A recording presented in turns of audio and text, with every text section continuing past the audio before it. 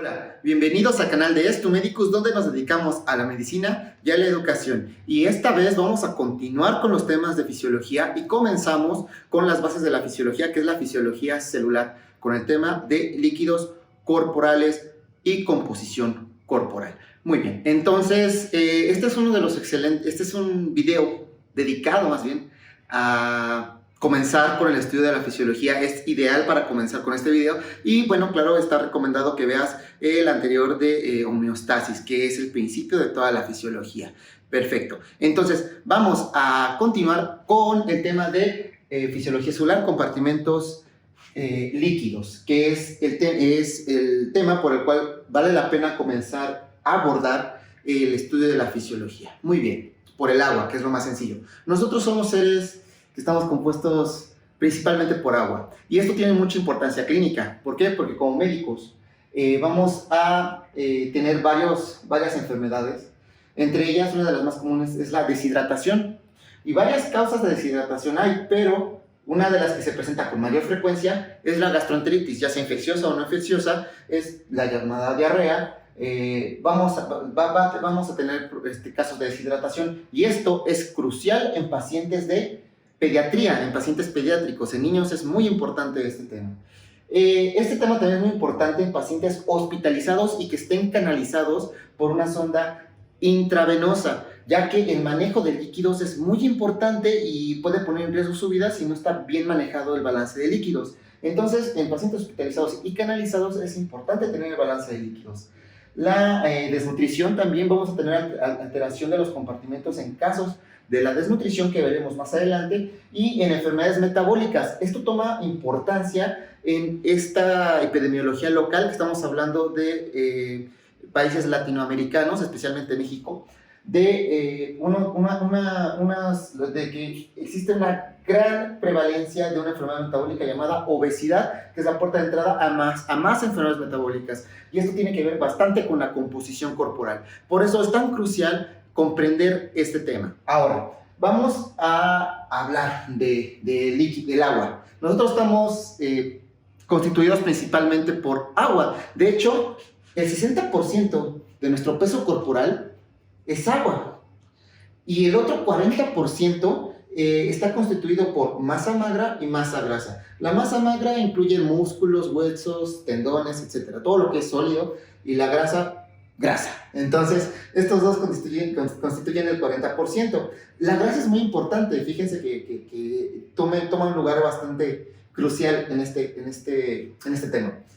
De este 60%, 40% se va a subdividir 40% en líquido intracelular, que corresponde a dos terceras partes.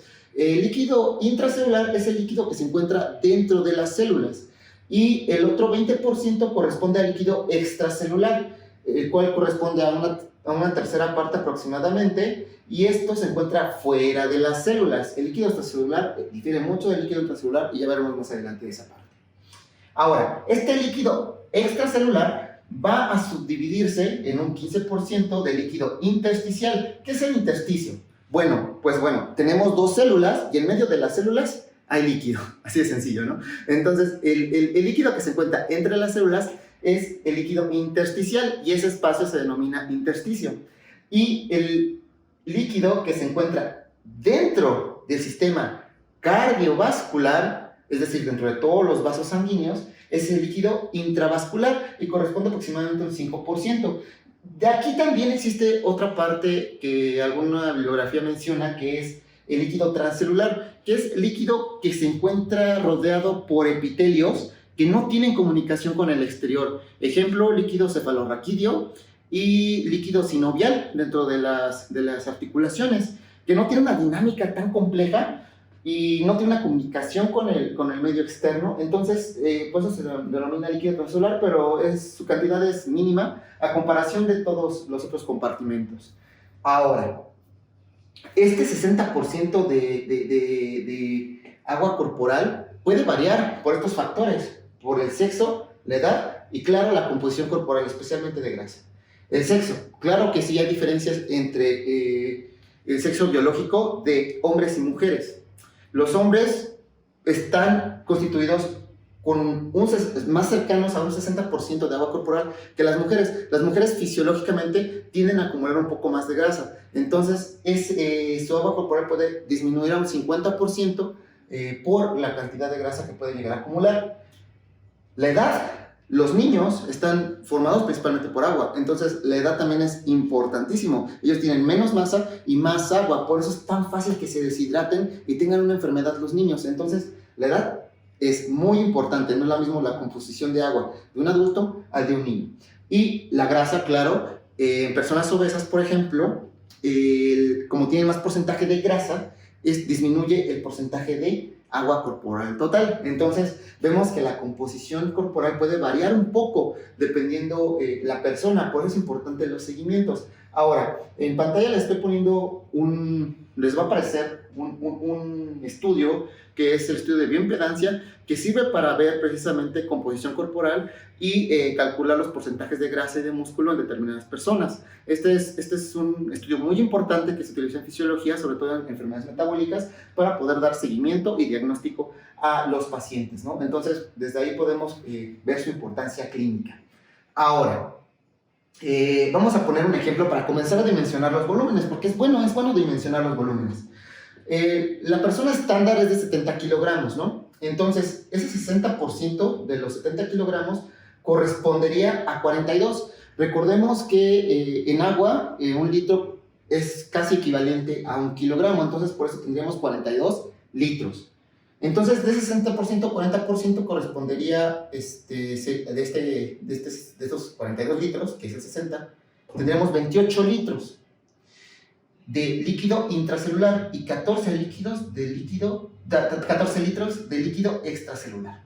De allí, 10.5 litros estarían en el líquido intersticial y 3.5 litros estarían en el líquido intravascular, o sea, dentro de los vasos sanguíneos. Y esto sirve bastante, ¿por qué? Porque es una regla de pulgar. Aproximadamente una persona adulta tiene 4 litros de sangre, es decir, 3.5 litros en una de 70 kilogramos. Entonces, como ven, corresponde directamente a esta regla, ¿no? Está muy cercano a esta regla. Entonces, sirve bastante dimensionar. Ahora, ya sabemos cómo se está repartiendo el volumen de líquidos en los distintos compartimentos. Recordemos algo, el líquido intracelular y el líquido extracelular están separados por una membrana plasmática, la de las células, y el líquido intersticial y el líquido intravascular están separados por los capilares sanguíneos, por la pared de los vasos sanguíneos. Entonces, esa separación es muy importante. Ahora, veremos que la composición de los líquidos difiere mucho entre el intracelular y el extracelular. Vamos a la composición. Sobre la composición difieren el líquido intracelular del extracelular y vamos a empezar a abordarlo desde los cationes y los aniones. Ese es el principio más básico para entender las diferencias. Y en esta tabla resumo cuáles son las diferencias. Esto se puede resumir entre cationes y aniones. Uno de los principales cationes es el sodio. El sodio tiene un papel fisiológico muy importante en el cual está involucrado en bastantes procesos.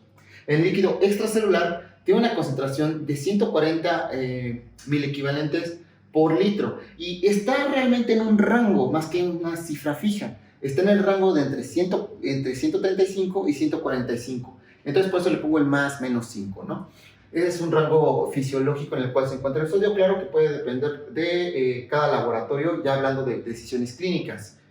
Del intracelular, pues aproximadamente 14, ¿no? Entonces, como pueden ver, está mucho más concentrado en el líquido extracelular que en el intracelular, casi 10 veces más. Entonces, este gradiente es importante. En cuanto al potasio, que es otro catión muy importante, aproximadamente es 4 el extracelular, también varía en un determinado rango, y el potasio no puede variar tanto como el sodio. Esta variación es muy estricta, no puede irse más menos 1 aproximadamente. En cuanto al intracelular es 120. Si se dan cuenta, el gradiente es todavía mayor, está mayor concentrado dentro de la célula del potasio y está aproximadamente 30 veces más. Entonces, si se dan cuenta, el gradiente de potasio es mayor que el de sodio, inclusive que el de sodio. Entonces, la diferencia es mayor en cuanto al potasio. El calcio, que es otro catión importante, El calcio es interesante porque puede estar unido a proteínas o no, puede estar ionizado o no. Entonces, esta es la medida ionizada, si no me recuerdo, y profundizo más en ese tema en el video de homeostasis del calcio que pueden encontrar en el canal. Bueno, entonces 2.5 ionizado extracelular e intracelular es 1 por 10 a la menos 4. ¿Esto qué significa? Que es 0.0001 la concentración intracelular. Prácticamente dentro de la célula el calcio está excluido. Es tan poca su concentración que es mínima. Y el gradiente es mucho más grande, se dan cuenta. La importancia de esto también tiene un papel fisiológico, que ya veremos en determinados procesos en el cual el calcio actúa. El cloro, aproximadamente 105 y 10, este gradiente, ¿no? O sea, aproximadamente 10 veces. El bicarbonato, que es otro anión muy importante e involucrado en el equilibrio del pH. Este es un número que no se tiene que olvidar, que es 24, y aproximadamente varía en más o menos 2. Puede estar en 22 a 26 el bicarbonato, ¿no? Es muy importante tener esta cifra en mente, al igual que la del sodio y la del potasio, la del bicarbonato, ¿no? Y intracelular es 10, entonces se dan cuenta el bicarbonato está un poquito más concentrado en el extracelular. pH, pues el pH, esta es una tabla aparte, ya no estamos hablando de equivalentes. El pH es de 7.4 más menos 0.05. ¿Por qué? Porque el pH extracelular varía entre 7.35 y 7.45 y en el intracelular se encuentra a 7.1. Esto es importante porque se dan cuenta, está un poquito más ácido el intracelular y tiene que ver, claro, con el metabolismo, los desechos metabólicos y los fosfatos. Y la osmolaridad, se dan cuenta, es la misma. Este es uno de los valores que son iguales. Entonces aquí ya estamos entrando en una ley en la cual la osmolaridad, tanto extracelular como intracelular, va a ser la misma. Esta es una aproximación 290 miliosmoles, pero yo diría que es más común ver en humanos el 280 miliosmoles, ¿no? Ahora, en resumen, ¿cuáles son los cationes más importantes en el líquido extracelular? El sodio. El sodio es el catión más importante. ¿Cuáles son los aniones más importantes en el líquido extracelular? El cloro y el bicarbonato. ¿Cuáles son los cationes más importantes en el líquido intracelular? El potasio. El potasio es el catión más importante en el líquido intracelular. ¿Y cuáles son los aniones más importantes en el líquido intracelular? En este caso son las proteínas. Las proteínas tienen una carga negativa y tienen determinado peso en los procesos fisiológicos de la célula, ¿no? Entonces, aquí quiero entrar en un principio, que es el principio de electroneutralidad, el cual dice que las cargas positivas y negativas deben ser iguales tanto dentro de la célula como fuera de la célula, o sea, en el líquido extracelular y en el líquido intracelular. Deben ser iguales, por eso se llama electroneutralidad. Y esto toma relevancia clínica a la hora de hablar de un parámetro que se llama anión gap o brecha aniónica. Ya lo veremos más adelante en otro video. Entonces, estos son los puntos más importantes en cuanto a la composición química de los compartimentos líquidos. Si te ha gustado el video, recuerda darle like y suscribirte para que no te pierdas nada de nuestro contenido. Deja tus dudas en los comentarios, ya que estaré muy feliz de respondértelas. Nos vemos hasta el siguiente video. Chao.